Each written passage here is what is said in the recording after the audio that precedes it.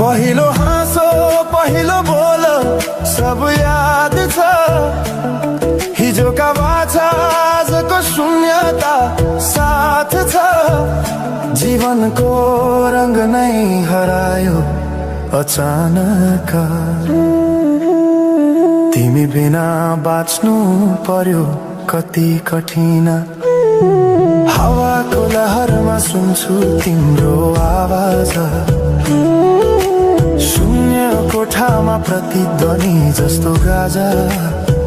सम्झनाको बादल मनमा जम्छ, रातको निद्रा फेरि कहाँ